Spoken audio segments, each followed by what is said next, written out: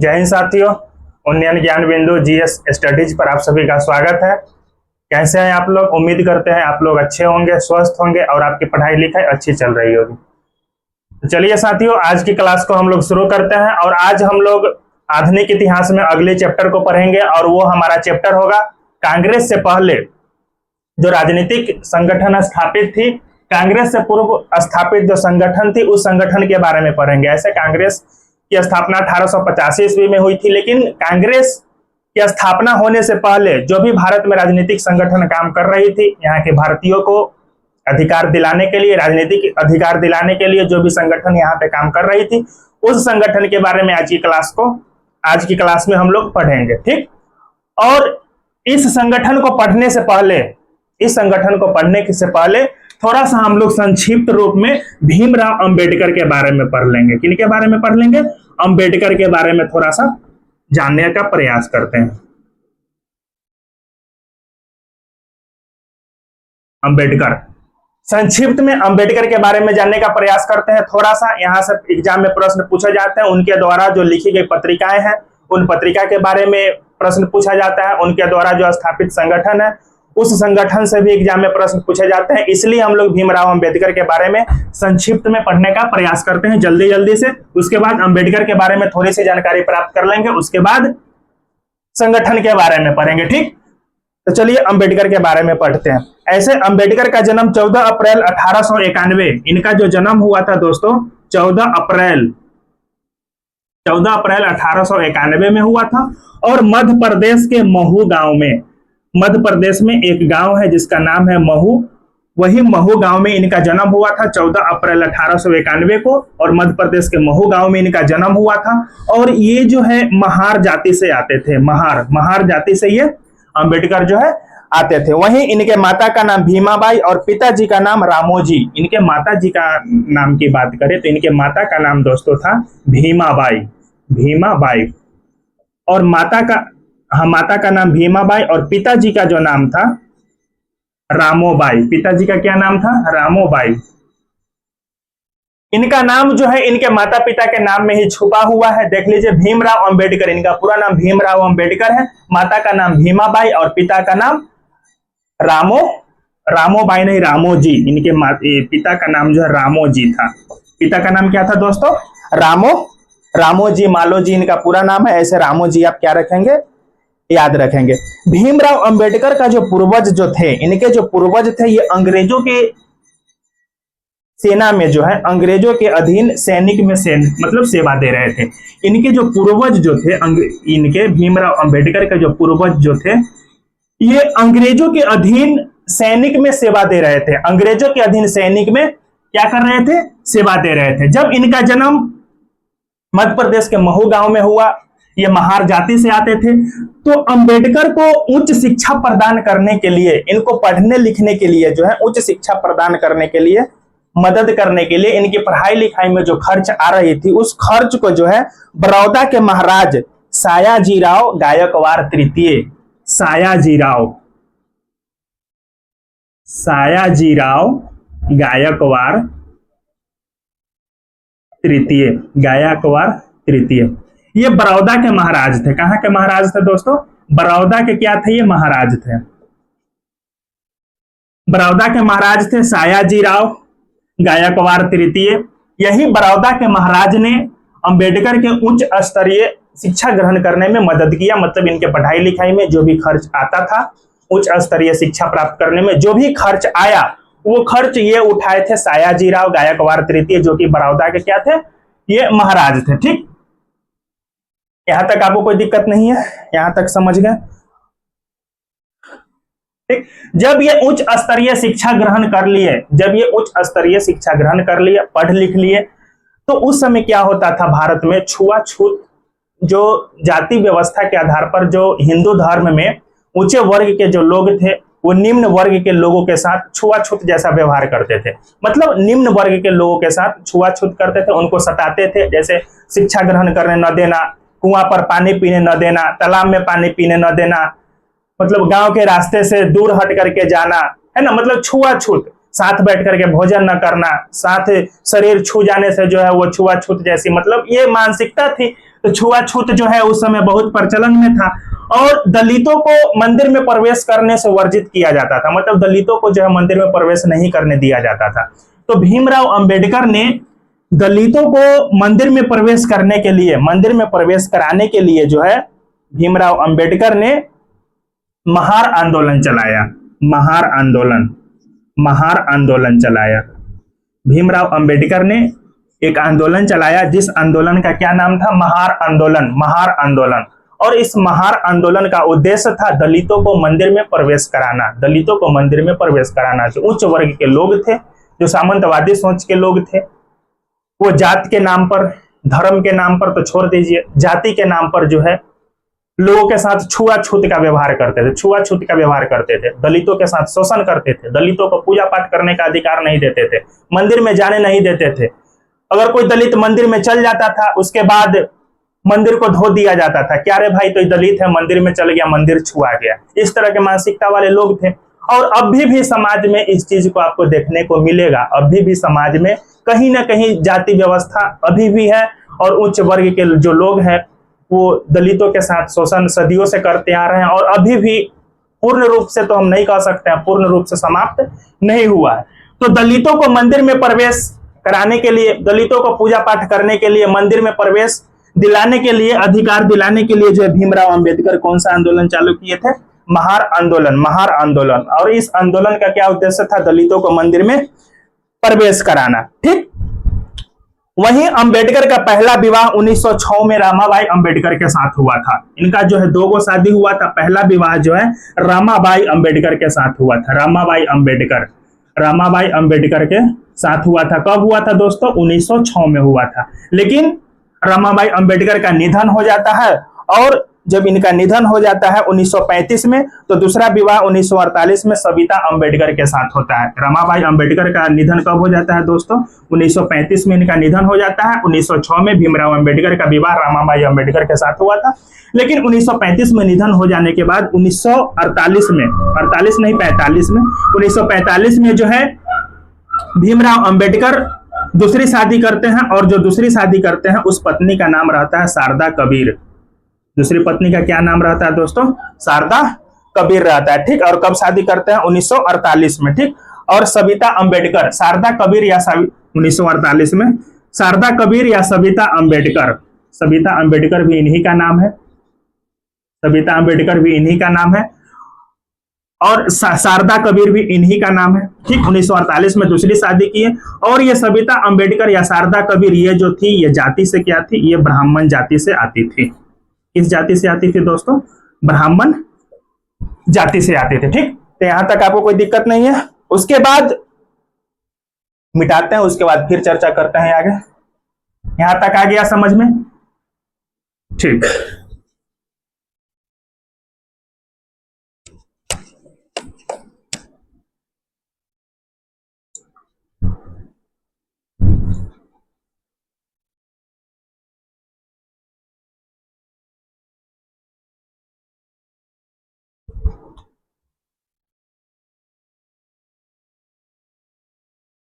वहीं 1920 में the all India depressed class federation, 1920 में द ऑल इंडिया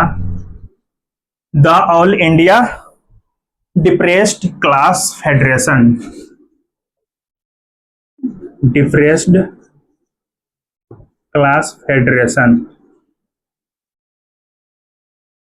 1920 में द ऑल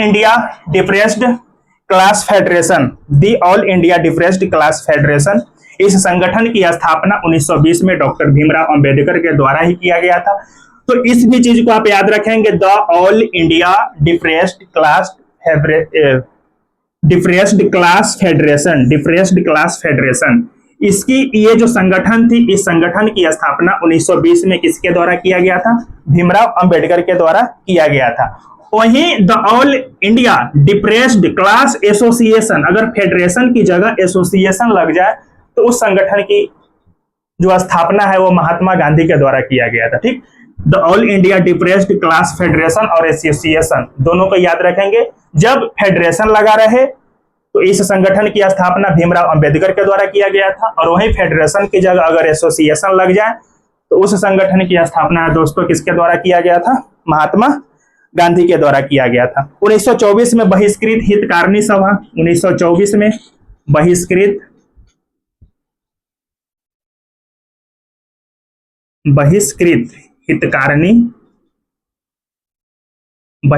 हितकारिणी सभा, इस संगठन की भी स्थापना 1924 में भीमराव अंबेडकर के द्वारा ही किया गया था। और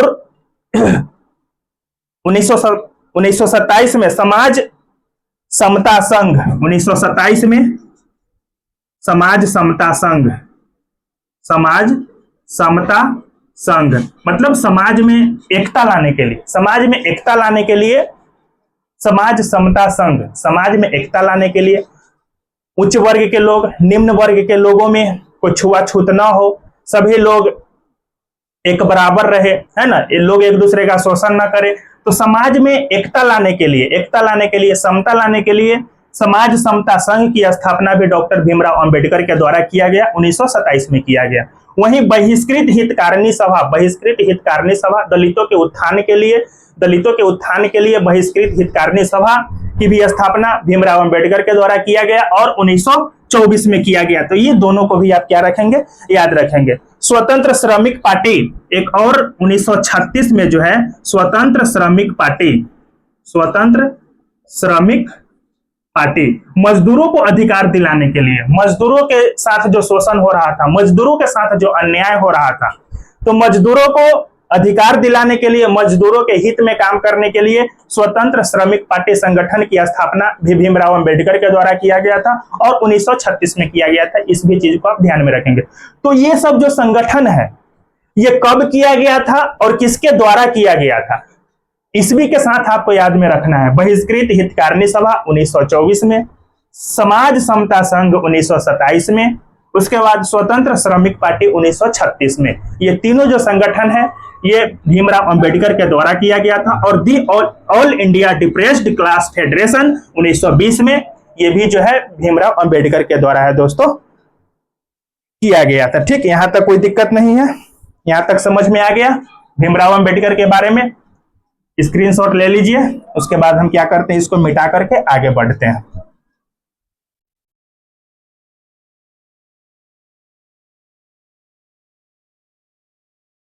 उसके बाद अंबेडकर के बारे में और जानते हैं। भीमराव अंबेडकर 1930 में, भीमराव अंबेडकर 1930 में राजनीति में प्रवेश किए। 1930 में जो है ये भारत की राजनीति में प्रवेश करते हैं। 1930 में इनकी जो है राजनीति में क्या होती है, प्रवेश होता है 1930 में।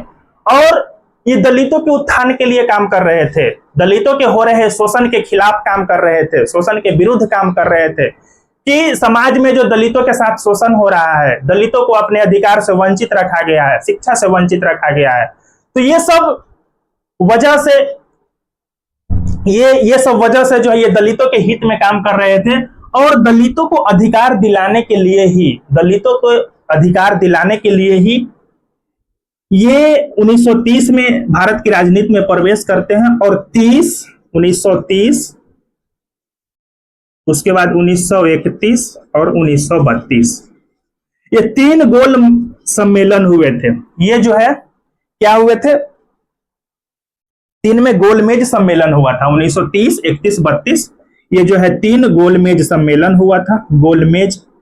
गोलमेज इसलिए नाम दिया गया कि ये जो सम्मेलन जो हुआ था एक राउंड टेबल था, गोल राउंड टेबल था और उसी टेबल के चारों तरफ लोग बैठ करके मीटिंग करते थे, सम्मेलन करते थे, इसीलिए जो है गोलमेज सम्मेलन इनका नाम दिया गया। 3 मेज लिख दिए ना, 3 गोलमेज सम्मेलन हुआ था।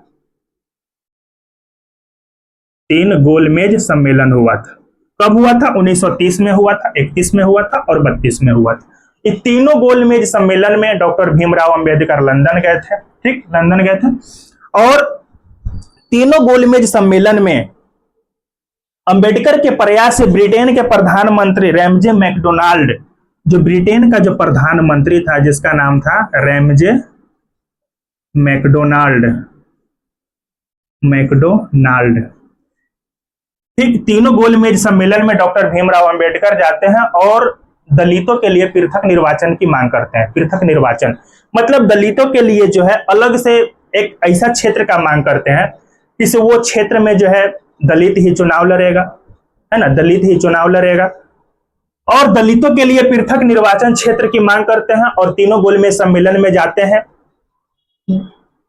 तो भीमराव अंबेडकर के अथक प्रयास से ही ब्रिटेन के जो उस समय प्रधानमंत्री था ये रैमजे मैकडोनाल्ड ने दलितों की पृथक निर्वाचन की घोषणा कर देता है। दलितों को पृथक निर्वाचन की घोषणा कर देता है।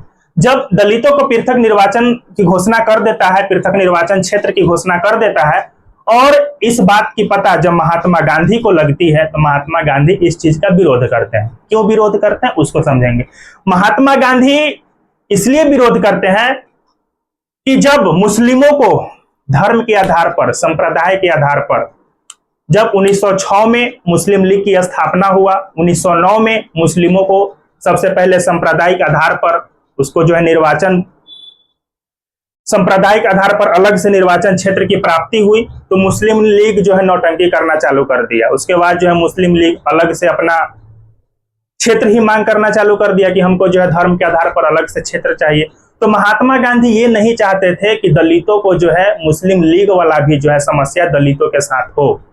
अगर दलितों को अलग से पृथक निर्वाचन क्षेत्र मिल जाता है तो हो सकता है उच्च वर्ग के लोग और निम्न वर्ग के लोगों में एक खटास पैदा होगा, एक जो है दरार पैदा होगा। और इसी दरार को समाप्त करने के लिए महात्मा गांधी जो दलितों को जो है अलग से पृथक निर्वाचन प्रणाली मिला था, सांप्रदायिक पंचायत की घोषणा के तहत पृथक निर्वाचन का जो अधिकार मिला था दलितों को, इसका जो है महात्मा गांधी खुल करके विरोध किए।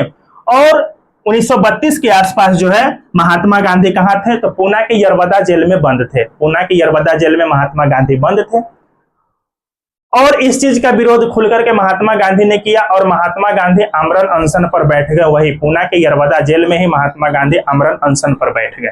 ठीक, तो जब आमरण अनशन पर महात्मा गांधी बैठ गए, जब आमरण अनशन पर महात्मा गांधी बैठ गए तो गांधी और अंबेडकर के बीच पूना समझौता हुआ 24 सितंबर 1932।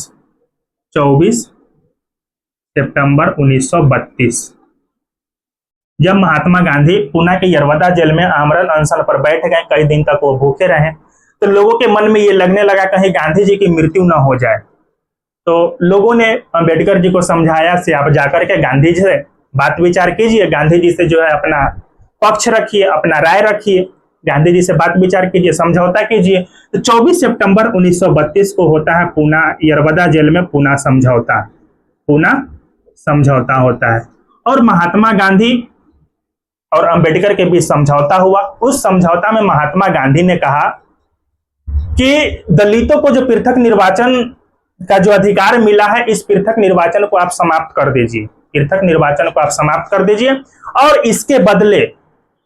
इसके बदले हम दलितों को आरक्षण देंगे। इसके बदले दलितों को क्या मिलेगा? आरक्षण मिलेगा, आरक्षण मिलेगा। और आप दलितों के पृथक निर्वाचन अधिकार पर जो आप टिके हुए हैं, इस चीज को आप समाप्त कीजिए, इसके बदले दलितों को आरक्षण मिलेगा। और उस आरक्षण के तहत जहां पे दलितों को महज 80 सीट मिलने वाली थी, तो 80 सीट के जगह जो है 80 सीट के जगह 80 से बढ़ा करके इसकी दुगुना लगभग 147 सीट, 147 सीटों पर चुनाव लड़ने का अधिकार दलितों को प्राप्त हुआ। मतलब दलितों को जहां पर पृथक निर्वाचन का जो अधिकार मिला, मतलब अलग से जो क्षेत्र मिलने वाला था, महात्मा गांधी ये चाहते थे कि अलग से क्षेत्र न मिल करके पूरे भारत में, जो पूरे भारत का जो क्षेत्र है, पूरे भारत से दलितों को अधिकार मिले।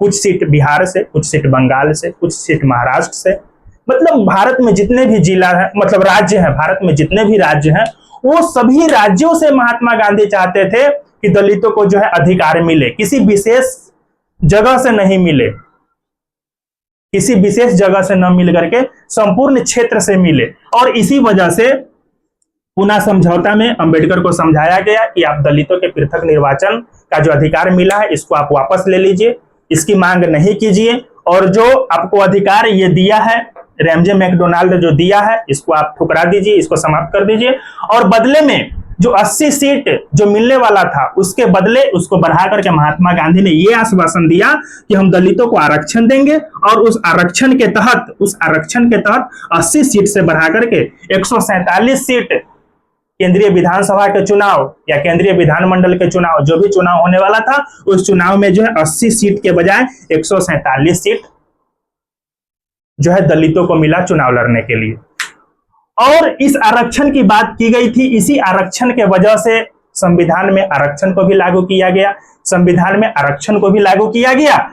और जब संविधान में आरक्षण को लागू किया जा रहा था दोस्तों, तो संविधान के प्रारूप समिति में एक सदस्य थे के एम मुंशी। तो मुंशी जी ने इस चीज का विरोध किया था कि संविधान में आरक्षण नहीं होगा, दलितों को आरक्षण नहीं मिलेगा। इसका खुलकर के विरोध डॉक्टर भीमराव अंबेडकर ने किया कि अगर दलितों को आरक्षण नहीं दिया जाएगा, संविधान में आरक्षण की बात नहीं की जाएगी, तो हम जो है संविधान की सदस्यता से इस्तीफा दे देंगे, हम संविधान सभा में नहीं रहेंगे, हम संविधान निर्माण में मदद नहीं करेंगे, मेरी जान रहे अथवा नहीं रहे हम दलितों को आरक्षण दिलवा करके रहेंगे।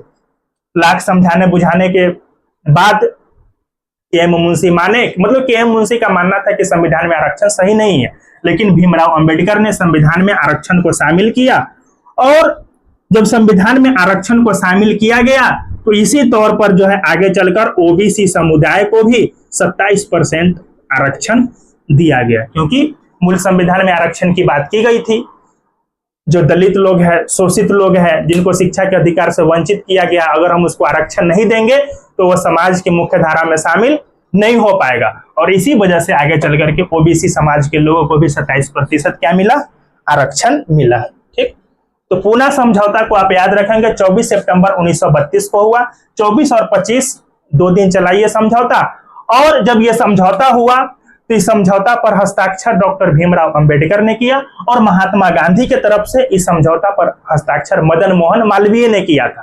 ठीक, तो आप इस चीज में बिल्कुल कंफ्यूज नहीं होना है कि पूना समझौता भले ही महात्मा गांधी और भीमराव अंबेडकर दोनों के बीच हुआ था, लेकिन उस समझौता पर हस्ताक्षर गांधी जी के तरफ से कौन किए थे, तो मदन मोहन मालवीय किए थे। ठीक, 1930, 31, 32 ये 3 गोलमेज महासम्मेलन हुआ था। इस चीज को भी आप क्या रखेंगे, ध्यान में रखेंगे।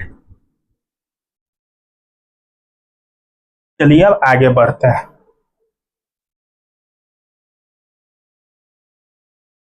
वहीं जब ओबीसी समाज के लोगों को 27% आरक्षण मिला, ओबीसी के लोगों को 27% आरक्षण मिला, तो ये मंडल कमीशन के तहत मिला। किसके तहत मिला, मंडल कमीशन के तहत मिला।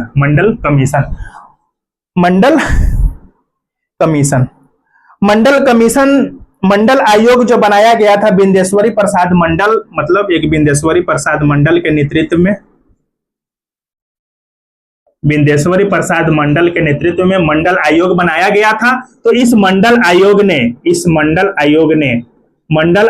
अपनी जो सिफारिश जो थी, मंडल आयोग ने अपनी जो रिपोर्ट की सिफारिश 1980 में सौंपी सरकार को। मंडल आयोग ने ये बिंदेश्वरी प्रसाद मंडल के नेतृत्व में मंडल आयोग का गठन किया गया, और मंडल आयोग ने अपनी रिपोर्ट की सिफारिश 1980 में सरकार को सौंपी। 1980 से 84 तक दोस्तों इंदिरा गांधी की सरकार थी। 1980 से 84 तक कौन थी, इंदिरा गांधी की सरकार थी, लेकिन इंदिरा गांधी की सरकार ने भी इस आरक्षण को लागू नहीं किया। उसके बाद 84 से 89 तक राजीव गांधी की सरकार थी। 1984 से लेकर के 89 तक भी किसकी सरकार थी, राजीव गांधी, मतलब कांग्रेस की सरकार थी। इस सरकार ने भी, राजीव गांधी की सरकार ने भी आरक्षण को लागू नहीं किया। मतलब कांग्रेस भी उस समय आरक्षण विरोधी हुआ करती थी। मतलब आरक्षण जो मिला है ना लोगों को, ये इतना आसानी से नहीं मिला है। आरक्षण का विरोधी समय समय पर कांग्रेस भी किया है, आरक्षण का विरोध समय पर बीजेपी ने भी आरक्षण का विरोध किया है। कैसे किया है, अगर कांग्रेस आरक्षण का सपोर्ट करती तो 1980 में ही मंडल आयोग ने अपनी रिपोर्ट की सिफारिश कर दी थी। 1980 में ही वो जो है मंडल कमीशन ने अपनी रिपोर्ट सरकार को सौंप दी थी। अगर कांग्रेस आरक्षण के सपोर्ट में रहती तो 1980 से 84 और 84 से 89, मतलब 1980 से 89, मतलब लगभग 10 साल तक कांग्रेस पार्टी की सरकार रहती है, लेकिन इस पार्टी ने आरक्षण को लागू नहीं किया। उसके बाद 1989 के बाद 1989 के आसपास ही 1989-90 में ही महागठबंधन की सरकार बनती है। बीजेपी महागठबंधन करके सरकार बनाती है बीजेपी के समर्थन से, और विश्वनाथ प्रसाद सिंह क्या बनते हैं? प्रधानमंत्री बनते हैं। विश्वनाथ प्रसाद सिंह प्रधानमंत्री बनते हैं। और विश्वनाथ प्रसाद सिंह को जो है बीजेपी का समर्थन प्राप्त था, तो विश्वनाथ प्रसाद सिंह ने ही 1989 में आरक्षण को क्या कर दिया? लागू कर दिया। 1989 में विश्वनाथ प्रसाद सिंह की सरकार ने आरक्षण को क्या कर दिया? लागू कर दिया। ओबीसी को आरक्षण लागू कर दिया, जिसके वजह से क्या मिलने लगा? ओबीसी के समुदाय के लोगों को 27% तक आरक्षण मिलने लगा। इसी समय से मंडल और कमंडल की राजनीति शुरू हुई। इसी समय से मंडल और कमंडल की राजनीति शुरू हुई। मंडल और कमंडल मतलब विश्वनाथ प्रसाद सिंह की जो सरकार थी, इसको बीजेपी का समर्थन प्राप्त था, और विश्वनाथ प्रसाद सिंह की सरकार जब मंडल कमीशन को लागू किया, तब बीजेपी इस मौका के इंतजार में रहने लगी। इस मौका का इंतजार कर रही थी कि हम अपना समर्थन कैसे वापस करें। अगर हम अब भी अपना समर्थन वापस करते हैं तो ओबीसी समुदाय के लोग हैं हमसे नाराज हो जाएगा। ओबीसी समुदाय के लोग हमसे क्या हो जाएगा? नाराज हो जाएगा, क्योंकि मंडल कमीशन को लागू विश्वनाथ प्रसाद सिंह किया था। ठीक, तो बीजेपी उस समय जो है कमंडल की राजनीति शुरू करती है, मतलब मंदिर मस्जिद की राजनीति शुरू करती है। मंदिर मस्जिद की राजनीति शुरू करती है। और उस समय बीजेपी के मैनिफेस्टो में था कि हम अयोध्या में बाबरी मस्जिद को ढाहेंगे और वहां पर राम मंदिर का निर्माण करवाएंगे। राम मंदिर का क्या करवाएंगे? निर्माण करवाएंगे। और बीजेपी के एक बड़े नेता हुए, बीजेपी के बड़े नेता, और जो बीजेपी के बड़े नेता हुए उनका नाम क्या था जो रथ यात्रा निकाले थे? नाम ध्यान में नहीं आ रहा है।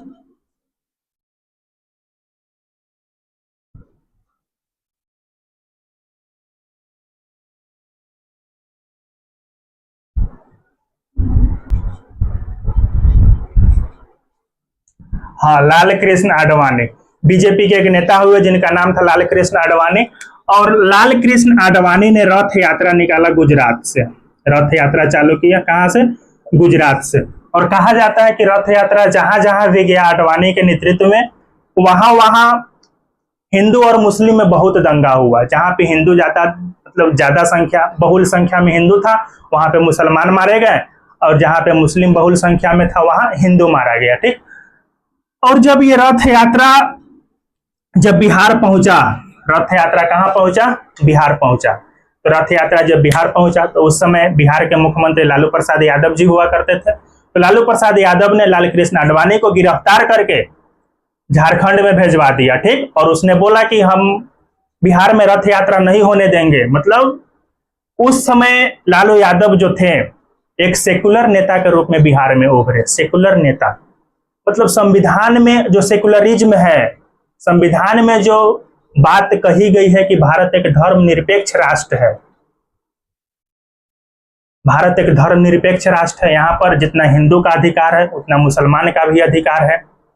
तो लालू यादव उस समय एक सेकुलर नेता के रूप में उभरे। और यहाँ पे गांधी मैदान में उस समय लालू यादव का भाषण हुआ था, और वो भाषण बहुत लोकप्रिय भी हुआ था उस समय। और लालू यादव का कहना यह था कि अगर हिंदू ही नहीं रहेगा तो मंदिर में पूजा पाठ कौन करेगा, और मुस्लिम ही नहीं रहेगा तो फिर मस्जिद में इबादत कौन देगा। ये लालू प्रसाद का भाषण था। और इस वजह से वो समाज को संदेश देना चाहते थे कि हिंदू मुस्लिम में जो भाईचारा का भावना है ये बना रहे, और हिंदू मुस्लिम में दंगा न हो, दंगा फसाद न हो। मतलब किसी भी धर्म से ऊपर मानव धर्म को स्थान दिया जाए। मानव धर्म, इंसानियत के धर्म। हिंदू मुस्लिम होने से पहले कोई भी व्यक्ति अपने आप में इंसान होना चाहिए। हिंदू होने से पहले इंसान बनिए, या मुसलमान होने से पहले इंसान बनना जरूरी है। इंसानियत सबके अंदर होना चाहिए। और कहा जाता है कि ये जो धर्म का नशा है ये व्यक्ति को बर्बादी की ओर ले जाता है। चाहे कोई भी धर्म हो, इस्लाम धर्म हो या हिंदू धर्म हो या कोई भी धर्म, धर्म का नशा सबसे खतरनाक नशा होता है। और जब ये धर्म का नशा चढ़ता है तो जल्दी उतरता नहीं। ठीक, तो ये सब बातें थी। और मंडल कमंडल की राजनीति उसी समय से शुरू हुआ। और आप याद रखिएगा, मंडल कमीशन बिंदेश्वरी प्रसाद मंडल के नेतृत्व में इस कमीशन का गठन किया गया था। और 1990 में विश्वनाथ प्रसाद सिंह की सरकार ने इस कमीशन को क्या किया, मंडल कमीशन को लागू किया। तो जब मंडल कमंडल की राजनीति की शुरुआत हुई और जब रथ यात्रा बिहार में पहुंचा और यहां से वही लाल कृष्ण आडवाणी को गिरफ्तार कर लिया गया, तो यहां से बीजेपी को मौका मिल गया और बीजेपी ने अपना समर्थन विश्वनाथ प्रसाद सिंह से क्या कर लिया, विश्वनाथ प्रसाद सिंह से बीजेपी ने अपना समर्थन वापस ले लिया और वहां पर बीपी सिंह की सरकार क्या हो गई, गिर गई। यहां से बहुत सारी बातें हैं, उस सब बातों पे ध्यान नहीं देना है, जितनी बातें जरूरी थी वहां उतनी बातें की चर्चा हमने यहाँ पे कर दी। ठीक, उसके बाद 1939 में कांग्रेस जो है मंत्रिमंडल से त्याग पत्र दे दिया था। 1939 में कांग्रेस जो है, 1939 में कांग्रेस जो है अपने मंत्रिमंडल से क्या दे दिया, त्याग पत्र दे दिया। 1939 में त्याग पत्र दे दिया कांग्रेस अपने मंत्रिमंडल से।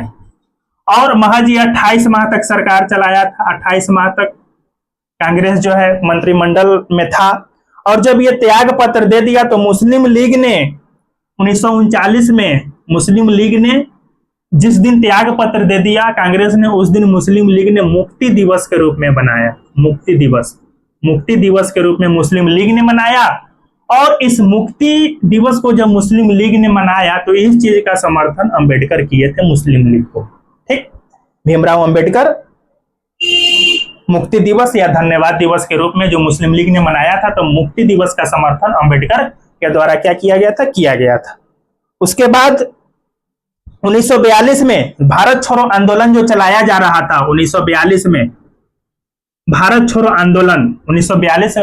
आंदोलन चलाया जा रहा था। उस आंदोलन का विरोध भीमराव अंबेडकर ने किया था और इसलिए किया था कि उस समय द्वितीय विश्व युद्ध चल रहा था। 39 से 45 तक द्वितीय विश्व युद्ध चला है और 1942 में भारत छोड़ो आंदोलन हुआ था। तो द्वितीय विश्व युद्ध चलने के कारण अंबेडकर ने भारत छोड़ो आंदोलन का क्या किया था, विरोध किया था। ठीक, विरोध किया था। ये सब बातों को आप ध्यान में रखेंगे।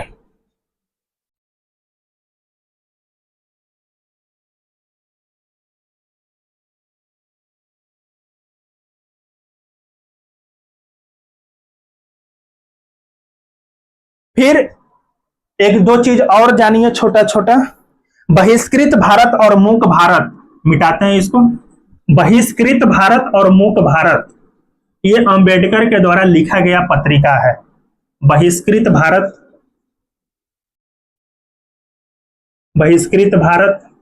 और मूक भारत, मूक भारत, ये जो है भीमराव अंबेडकर के द्वारा लिखा गया क्या है, पत्रिका है। इस पत्रिका को कौन लिखा है, भीमराव अंबेडकर लिखा है। एक बहिष्कृत हितकारिणी सभा है, बहिष्कृत हितकारिणी सभा, वो भी है भीमराव अंबेडकर के द्वारा ही स्थापित किया गया था। बहिष्कृत हितकारिणी सभा जो 1924 में किया गया था। और एक है बहिष्कृत भारत पत्रिका।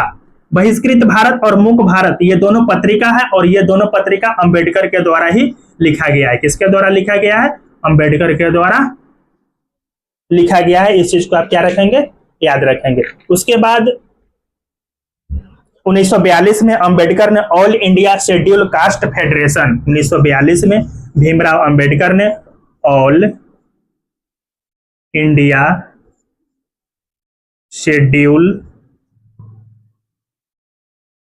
कास्ट फेडरेशन, 1942 में भीमराव अंबेडकर ने all India schedule caste federation की स्थापना किया और साथ ही स्वतंत्र भारत के प्रथम विधि या कानून मंत्री बने। भीमराव अंबेडकर जो है स्वतंत्र भारत के क्या थे, प्रथम विधि मंत्री या कानून मंत्री बने थे। ठीक, प्रथम विधि मंत्री या कानून मंत्री भीमराव अंबेडकर को बनाया गया था। और इसी तरह से अंबेडकर ने 1955 में मुंबई में भारतीय बौद्ध महासभा, 1955 में अंबेडकर ने मुंबई में भारतीय बौद्ध महासभा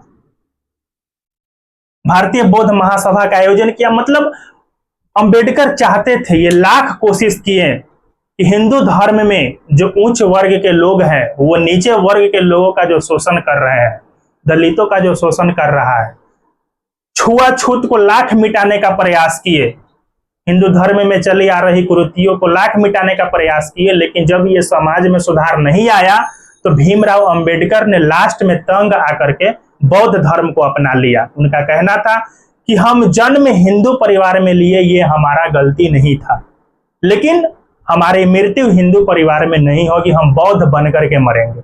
इनको लाख प्रयास करने के बाद समाज में चली आ रही कुरीतियां का जो निवारण नहीं हुआ, लोग जो है दलितों के साथ छुआछूत और भेदभाव और शोषण कर ही रहे थे, तो भीमराव अंबेडकर लास्ट में अपने लास्ट के समय में बौद्ध धर्म को अपना लेते हैं और 1955 में भारतीय बौद्ध महासभा का आयोजन कहाँ किया जाता है?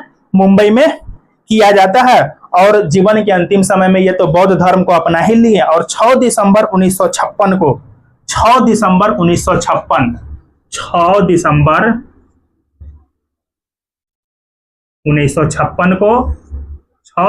1956 को बाबा भीमराव अंबेडकर का क्या हो जाता है दोस्तों? निधन हो जाता है। और 6 दिसंबर 1956 को जब इनकी निधन हो जाता है तो 6 दिसंबर को महापरिनिर्वाण दिवस के रूप में मनाया जाता है। महापरिनिर्वाण दिवस 6 दिसंबर को जो है महापरिनिर्वाण दिवस के रूप में मनाया जाता है, क्योंकि इसी दिन भीमराव अंबेडकर का निधन हुआ था। तो दोस्तों ये सब जो था भीमराव अंबेडकर के बारे में जानकारी था, इस जानकारी को आप याद रखेंगे। इनके द्वारा जो संगठन, जितने भी संगठन बनाए गए, जैसे कि श्रमिक संगठन है ना, श्रमिक सभा 1936 में, बहिष्कृत भारत, मुक्त भारत, ये सब जो पत्रिका लिखा गया, बहिष्कृत हितकारिणी सभा, उस संगठन का जो निर्माण किया गया, इनके द्वारा जो 5-6 संगठन बनाया गया है, 3-4 पत्रिकाएं लिखी गई है, इनका जन्म कहाँ हुआ था, कब हुआ, इनकी मृत्यु कब हुई, तो यहाँ से जो एग्जाम में प्रश्न बनते हैं।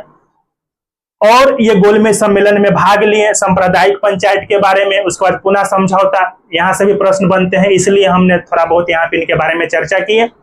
आप जो इस चीज को अवश्य समझ गए होंगे। और अगर हमारी क्लास आपको अच्छी लग रही होगी तो ये जो आपका अपना यूट्यूब चैनल है उन्नयन ज्ञान बिंदु जीएस स्टडीज, तो उन्नयन ज्ञान बिंदु जीएस स्टडीज को सब्सक्राइब करना ना भूले, अवश्य सब्सक्राइब करें, लाइक करें, अपने दोस्तों के बीच शेयर भी करें। तो ठीक है दोस्तों, आज की क्लास को यहीं पे समाप्त करते हैं, मिलते हैं अगले क्लास में। जय हिंद।